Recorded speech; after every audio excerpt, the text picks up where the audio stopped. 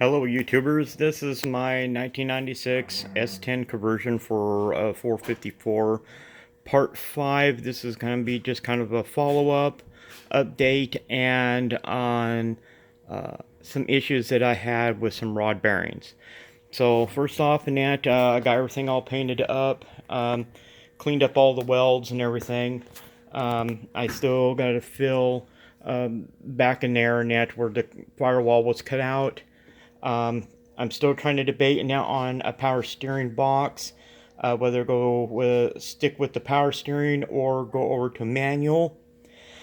Um, I'm looking probably this next paycheck is getting a new shaft. I got to get one out of a Cherokee or a Comanche, where you got a universal joint on both ends. They collapse, but it's mainly having two universal joints in that, so I can actually have, because what has to happen is that this steering shaft, the whole steering over here has to move over that way to clear the headers and everything. So when you do that, you're going to have a universal joint up here and in here, because this shaft won't go in the same direction anymore. It's got to kind of go out kind of an angle to make it up here. Then the power booster will have to move that direction. Haven't gotten that far yet, but I'm hoping in that before the next video I will have mostly all this here done. So that's really much of everything else on the truck itself. I do got, this is for the transmission cross member. I got to still get it cleaned up and that, and then after I get it all cleaned up, and I'll get it all painted up and have it ready to go in. There's the 400 turbo. Got everything taped off and ready to paint. I'm going to paint it up. It was painted silver, and I decided in that to just clean it up in that, and I'm going to repaint it black. Just kind of making things clean, make it look good as it goes in there.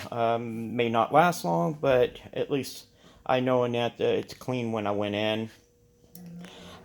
Here's the big block. This is a 454.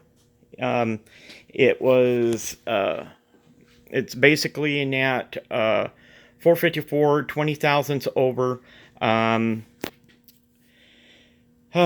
10 on the rods, 10 on the mains.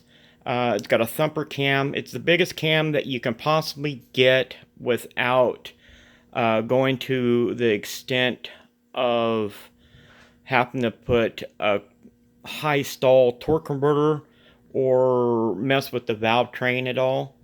So hopefully that won't be an issue with this cam, but I'm pretty sure that it won't. We will hopefully see. As you can see in that, I got it pretty detailed up, cleaned, but other than that, she is ready to go in. I'm waiting for a fuel pump to come in. I got a distributor and everything all ready for it.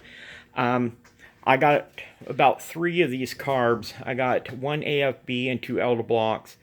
I'm going to go through, do kits in them, get them cleaned up, make them look good, and make sure that they're really nice and clean in the inside. And I'm going to resell these, and in hopes in that I get enough funds with them and a little bit of money out of the pocket to get a double pump Holley. I want a 750 double pump Holley on there. I've always liked Holleys, and they always seem like they run really good as long as your fuel is clean. So I'm hoping that's the goal as far as that goes. But we will see. Now, on to the rod bearing issue. I have bought rods and mains, an entire kit. I was expecting, what had happened is the mains were 10 over. When I ran these numbers off at the parts store, they were Cleveland 77s. When you run this number net off at the parts store and online shows as a standard bearing, and it's not over or anything, straight up standard. So when I bought the kit, I bought the kit for everything for 20 thousandths over pistons for new rings, 10 over rods or 10 over mains, and standard rods. Well, when I got everything else went good until I went to the rods. When I plastic gauge the rods, they wouldn't even crush the plastic gauge. I go, well, what the heck is going on? So I put the old rod bearings back on. They would crush it. They were well within the tolerance. So I use my gauge, my mic, and it shows that even the old ones were thicker than the new ones. I go, well, this can't be right. So I thought, well, maybe there was a manufacturer error. So the bearings that I first got were King. Well, after I got King, once I had the King ones and that, I go, well, I'll get rid of those and I'll reorder another set. So I ordered another set of Cleveland 77s on standard bearings. Well, I got them, I put them in, same issue. So I decided, well, I'll check the thicknesses on the rod bearings.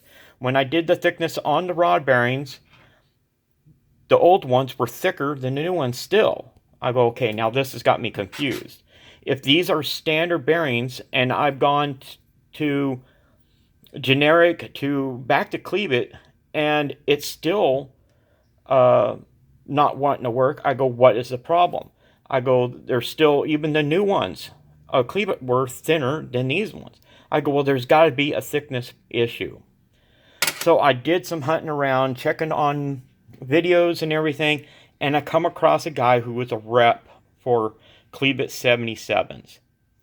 His entire video, he stated in that here was the issue. These were stamped, and he goes, back in the 80s, upper 90s, Cleveland decided to, instead of stamping, they went to ink stamping.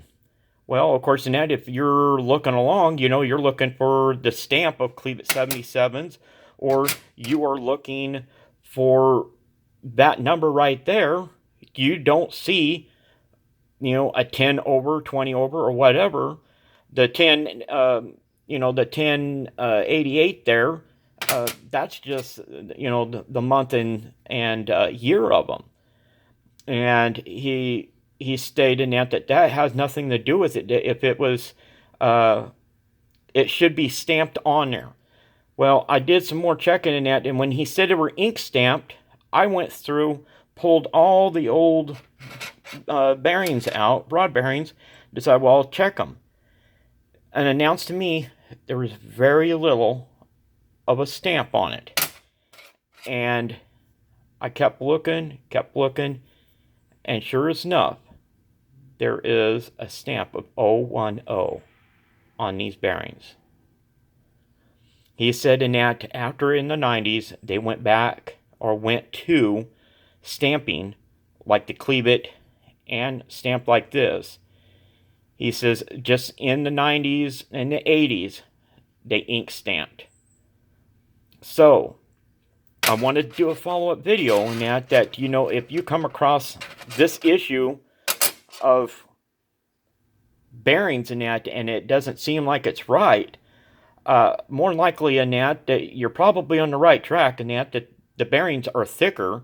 Even if you buy new ones and they're still thinner than the old ones, you know that these have got to be, I mean, if you're buying standard and they're thinner than the old ones, you know it's got to be 10 or 20 thousandths over. But ink stamped like this, he goes, the issue in that is that after these were installed, a lot of people in that, when they put their engine together, they would go along and clean these all up, get them all nice and clean, and put them in. Well, of course, that little 010 that is on there will come right off. I only had about 4 or 5 of these that I found with the ink stamp, and you can literally just use your thumb and that ink stamp will come right off. So I got lucky of finding the 010.